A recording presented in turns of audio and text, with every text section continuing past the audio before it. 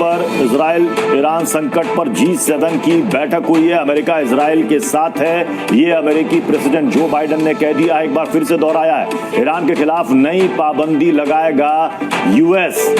G7 देश भी इसमें यूएस के साथ खड़े हैं और वो ईरान पर पाबंदी लगाए जाने के पक्ष में है। तो ये बड़ी जानकारी आपको बता दें, जब से हमला हुआ है ईरान की ओर से इजराइल पर, साफ कह दिया है जो बाइडेन ने कि अमेरिकी सेना तैयार है और अमेरिकी सेना इजरायली सेना की मदद करे। इन सब के बीच यूएन के महासचिव एंटोनियो गुटेरेस को इजराइल में बैन कर दिया गया है।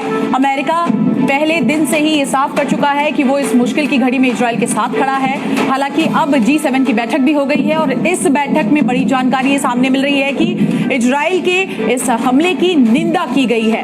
आपको बता दें, ईरान के खिलाफ नई पाबंदी भी अब यूएस लगाएगा। साथ ही साथ अब बड़ी जानकारी आपको बता दें, इस वक्त की बहुत बड़ी ब्रेकिंग, ईरान इजराइल संकट पर ये बहुत बड़ी खबर सामने आ रही है कि जुम्मे की नमाज के दिन इसकी अगुवाई करेंगे खामेनेई, जिनके हाथों में इस वक्त ईरान की सत्ता है। तो परमाणु नीति में बदलाव का ऐलान संभव है, ये बड़ी जानकारी।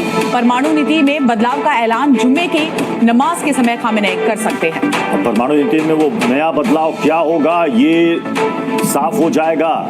खामेनेई के बारे में जो खबर आ रही है, पहले ये कहा गया था कि इजराइल पर ईरान के द्वारा किए गए मिसाइल हमले के बाद खामेनेई सेफ जोन में चले गए और अब खबर आ रही है कि जुमे की नमाज में खामेनेई आएंगे, शामिल होंगे जुमे की नमाज में और ईरान की परमाणु नीति पर कोई बड़ा ऐलान कर सकते हैं। और ईरान इजराइल युद्ध को लेकर एक और बड़ी अपडेट सामने आ रही है। अमेरिकी राष्ट्रपति जो बाइडेन का बड़ा बयान सामने आया है। अमेरिका ने इजराइल को चेतावनी दी है, ईरान के परमाणु ठिकानों पर इजराइल हमला ना करे। ये अमेरिका ने साफ साफ कहा इजराइल से कि इजराइल ईरान के परमाणु ठिकानों पर हमला ना करे। तो आप देखिए, बड़ी जानकारी आपको हम बता रहे हैं। इस समय लगातार जो बाइडेन की ओर से जो आधिकारिक स्टेटमेंट है वो भी सामने आ रहा है और इसी कड़ी में अब अमेरिका की ओर से ये इजराइल को चेतावनी दी गई है कि ईरान के परमाणु ठिकानों पर हमला इजराइल नहीं करे, क्योंकि इजराइल ने साफ कर दिया है कि ईरान को हम बख्शेंगे नहीं। और जिस तरह की हरकत उन्होंने की है, जिस तरह का कृत्य उन्होंने किया है, इजराइल पर हमला बोलकर एक नहीं, दो नहीं, बल्कि लगभग 200 के आसपास बैलिस्टिक हाइपरसोनिक मिसाइल्स दागे हैं। उसके बाद अब इजराइल अपनी ओर से कमर कर चुका है और उन्होंने कहा है कि हम आप पर अटैक जरूर करेंगे। लेकिन इन सब के बीच अमेरिका ने यहां पर चेतावनी दी है इजराइल को कि परमाणु ठिकानों पर हमले ना करें।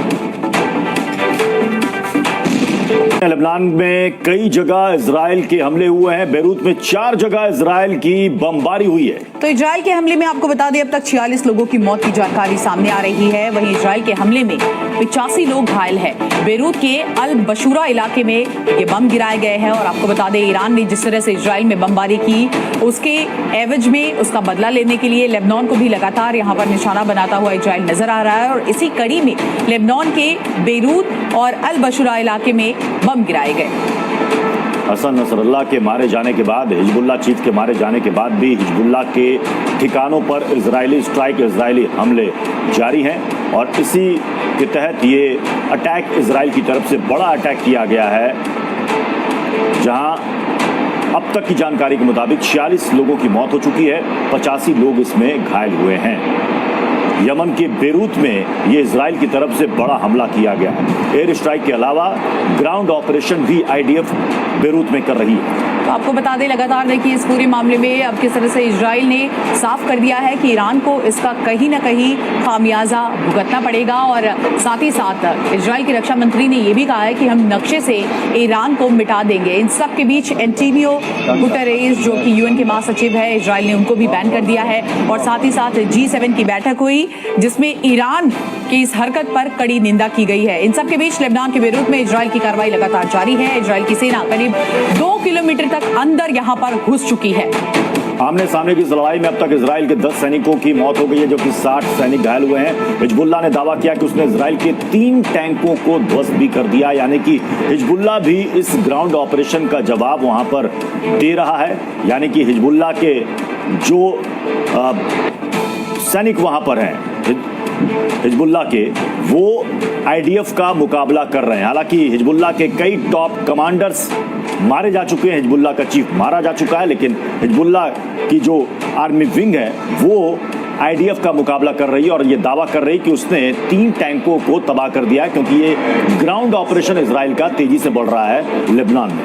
इन सब के बीच आपको बता दें किस तरह से ईरान की जो मिलिट्री है, रेवोल्यूशनरी गार्ड्स, उन्होंने भी बड़ा दावा किया है कि लेबनान में इजरायली हवाई हमले में से आपको बताएं अब ये भी बड़ी जानकारी सामने आई है कि एक अमेरिकी नागरिक की मौत हो गई है। 56 साल के कामिल अहमद जवाद अमेरिका के मिशिगन के रहने वाले हैं, जो अपनी बुजुर्ग मां की देखभाल के लिए लेबनान आए थे और अब इस बड़े हमले में उनकी मौत हो चुकी है। अमेरिकी वक्ता ने